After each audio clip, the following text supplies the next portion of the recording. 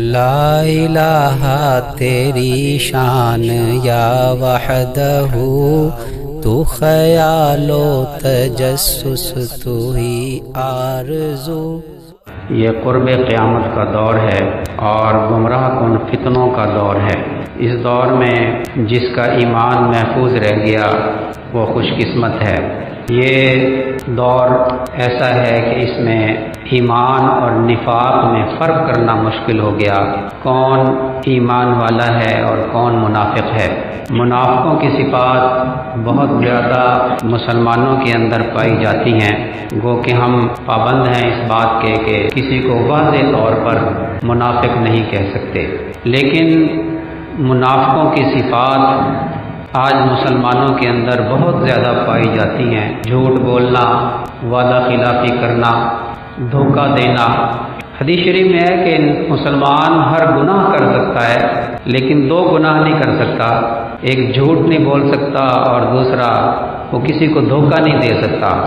کہ مسلمان کی تعریف بیان فرمائی ہے اللہ کے نبی صلی اللہ علیہ وسلم نے، دو کام نہیں کر سکتا۔ یہ دو کام اتنے برے ہیں کہ فرمایا کہ مسلمان ان دو گناہوں کا نہیں سوچ سکتا کہ میں جھوٹ بھی بول سکتا ہوں، کسی کو دھوکہ بھی دے سکتا ہوں۔ لیکن افسوس کے ساتھ کہنا پڑتا ہے کہ آج مسلمانوں کے اندر یہ دونوں باتیں بہت زیادہ پائی جاتی ہیں۔ تاجر وہ کہتا ہے کہ جھوٹ کے بغیر کاروبار نہیں ہوتا، جھوٹ بولنا پڑتا ہے۔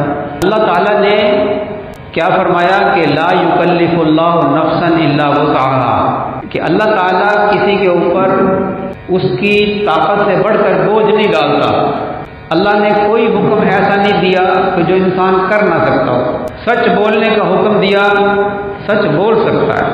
اور افسوس کی بات ہے اور شرم کی بات ہے کہ ہماری ان صفات کو اہل یورپ نے اختیار کر لیا اور وہ دنیا میں آپ دیکھ رہے ہیں کہ نظام کے اعتبار سے کتنے کامیاب ہیں۔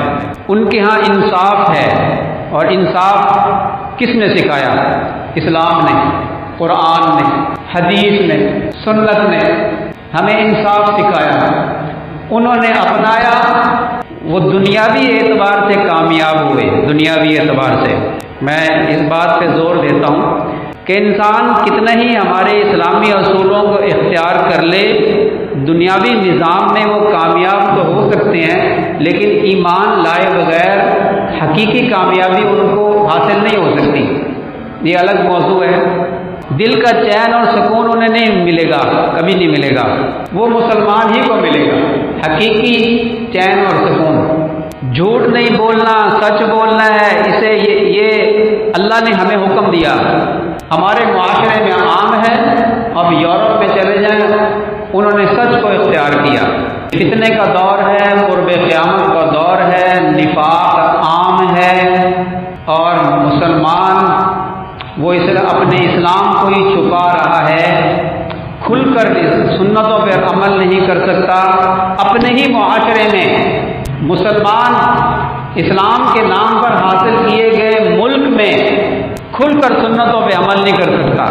شرم آتی ہے، شرم آتی ہے۔ یہ اپنا اندر نفاق ہے۔ یہ جو شرم کا آنا، یہ اندر نفاق کے جراثیم ہیں۔ معاشرے نے سنتوں پر عمل کرنا مشکل کر دیا کہ سنت پر عمل کرنا ایسا ہو گیا جیسے ہاتھ پر انگارہ رکھنا۔ فرمایا کہ ایسے دور میں جو میری ایک سنت کو زندہ کرے گا، اللہ تعالیٰ اس کو 100 شہیدوں کا ثواب عطا فرمائیں گے۔ اور ایک روایت میں آتا ہے کہ ایسے شخص کو اللہ تعالیٰ 50 صدیقین کا اجر عطا فرمائیں گے۔ یہ وہ دور ہے جس میں اللہ تعالیٰ شاہ نے اپنے پیارے حبیب صلی اللہ علیہ وسلم کی سنتوں کی قیمت بڑھا دی ہے، اجر بڑھا دیا ہے اللہ نے، اس لیے کہ اس کے لیے اس معاشرے میں مشکل تھا۔ اس نے لوگوں کی پرواہ نہیں کی، ولا یخافون لومۃ لائم، اس نے لوگوں کی ملامت کی پرواہ نہیں کی، میری خاطر میرے پیارے نبی صلی اللہ علیہ وسلم کی سنت پہ اس نے عمل کیا۔ اللہ کو بڑا پیارا ہے ایسے دور میں سنتوں پر عمل کرنے والا، بڑا پیارا ہے، اللہ کو بڑا محبوب ہے۔ اللہ فرماتے ہیں جو میری نبی کی سنتوں پہ عمل کرتا ہے میں اس سے محبت کرتا ہوں۔ اور اللہ کا محبت کرنا بندے سے کیا ہے؟ ہمارا محبت کرنا اللہ سے کچھ اور معنی رکھتا ہے، اور اللہ کا ہم سے محبت کرنا ماشاء اللہ کا ہم سے محبت کرنا کچھ اور معنی رکھتا ہے۔ اللہ کا بندے سے محبت کرنے کا کیا مطلب ہے؟ اللہ تعالیٰ ایسے بندے سے بھلائی کا ارادہ فرما لیتے ہیں جو اس کے نبی صلی اللہ علیہ وسلم کے طریقے پہ زندگی گزارتا ہے۔ یہ مطلب ہے اللہ کی بندے سے محبت کرنے کا۔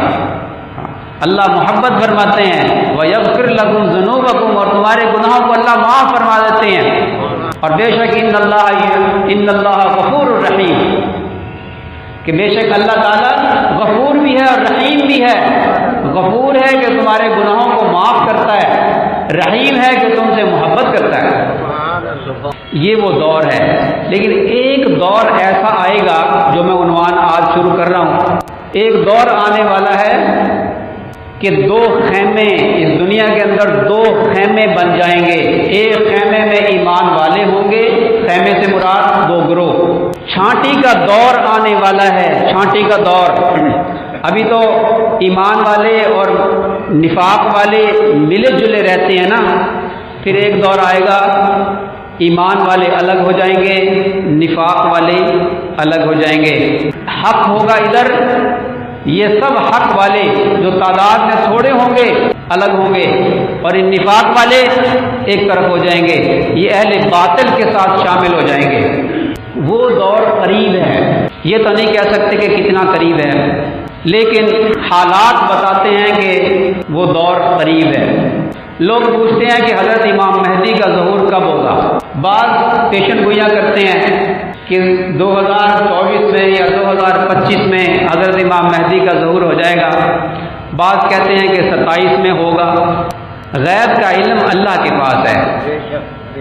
اللہ کے نبی صلی اللہ علیہ وسلم نے علامات تو بیان فرما دی ہیں، لیکن تعین نہیں فرمایا کہ کس سن میں ظہور ہوگا۔ اللہ کے نبی صلی اللہ علیہ وسلم نے فتنے بیان فرما دیے ہیں، ان کی علامات بیان فرما دی ہیں۔ حضرت حذیفہ رضی اللہ تعالیٰ عنہ فرماتے ہیں کہ جن کی میں نے پچھلے جمعے حدیث سنائی تھی، جو صاحب السر نبی کریم صلی اللہ علیہ وسلم نے حضرت حذیفہ رضی اللہ تعالیٰ عنہ کو ایسی راز کی باتیں بیان فرمائیں، بتائیں جو دوسرے صحابہ کرام کو نہیں بتائیں، اور کچھ کے بارے میں مصلحتاً منع فرما دیا کہ تم نے بتانا نہیں آگے۔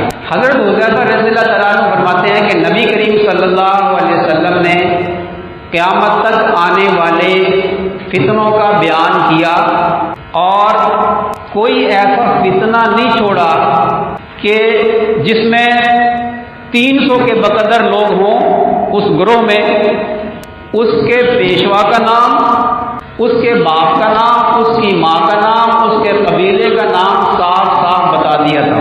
کچھ صحیفے ملتے ہیں ہاتھوں کے لکھے ہوئے ترکی کے عجائب گھر میں اور مختلف علاقوں میں، جہاں لائبریریوں کے اندر ہاتھ کے لکھے ہوئے صحیفے جن میں احادیث لکھی ہوئی ہیں، ان کو مخطوطات کہتے ہیں۔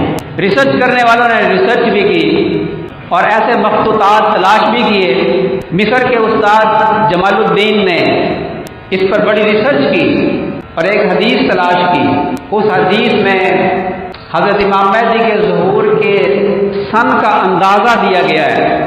اس میں وہ فرماتے ہیں، اس میں عراق کا ذکر ہے، اس میں صدام کا نام ہے، اس میں ہٹلر کا نام ہے، اس نے جو دنیا میں تباہی مچائی، اس نے جو جنگیں کی، اس کا ذکر ہے۔ پھر اس کے آخر میں ذکر ہے کہ 1400 ہجری کی دہائیوں میں مہدی امین کا ظہور ہوگا، اور دنیا کی بدکار ملکہ جس کا نام امریکہ ہے، یہ حدیث کے میں الفاظ اپنے پاس سے نہیں کہہ رہا، اس مخطوطہ کا میں مفہوم بتا رہا ہوں، ساری دنیا کو ورغلا کر اس کے خلاف جمع کر لے گا، اور اللہ تعالیٰ مسلمانوں کی مدد فرمائے گا، اور وہ مہدی ان پر انتہائی کربناک تیر پھینکے گا۔ اللہ تعالیٰ ان کفار پر زمین اور آسمان کو جلا کر ان پر راکھ کر ڈالے گا۔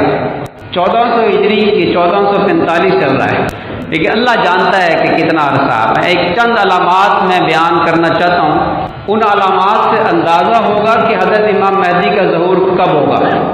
پہلی بات یہ ہے کہ حضرت امام مہدی کا ظہور اس کی احادیث شیخ الاسلام حضرت حسین احمد مدنی رحمۃ اللہ علیہ نے 40 سے زیادہ صحیح احادیث حضرت امام مہدی کے عنوان پر جمع فرمائی ہیں۔ صحیح احادیث، جو ضعیف احادیث ہیں وہ ان کے علاوہ ایک رسالہ انہوں نے تیار کیا، اس کا نام ہے المہدی فی احادیث صحیحہ۔ اس میں انہوں نے وہ 40 احادیث جمع کی ہیں، پھر ان کے علاوہ بھی احادیث جو ضعیف احادیث ہیں جو ان کی تائید میں ہیں صحیح احادیث کی، ان کو بھی انہوں نے جمع فرمایا۔ حدیث شریف میں جس کا مفہوم ہے ایک نہیں ایک سے زیادہ حدیث، فرمایا کہ قیامت میں اگر ایک دن بھی باقی رہ گیا تو اللہ تعالیٰ اسی دن کو دراز کر دے گا اور میرے اہل بیت میں سے ایک شخص کو بھیجے گا جو خلیفہ ہوگا، اس کا نام میرے نام پر ہوگا، اس کے باپ کا نام میرے باپ کے نام پر ہوگا۔ اور دوسری حدیث میں قیامت اس وقت تک نہیں آئے گی کہ جب تک میرے اہل بیت سے عرب کا ایک بادشاہ نہ ہو جائے جس کا نام میرے نام پر، جس کے باپ کا نام میرے باپ پر، اور وہ اس زمین کو عدل و انصاف سے بھر دے گا کہ جیسے وہ پہلے ظلم و ستم سے بھری ہوئی تھی۔ اور فرمایا کہ میری امت پر ایک ایسا وقت آئے گا کہ کوئی امن کی جگہ نہیں ملے گی، اتنا ظلم ہوگا۔ اس وقت اللہ تعالیٰ میرے اہل بیت سے ایک شخص کو بھیجے گا، اس کے ذریعے سے اللہ تعالیٰ اس زمین کو امن و امان سے اور انصاف سے بھر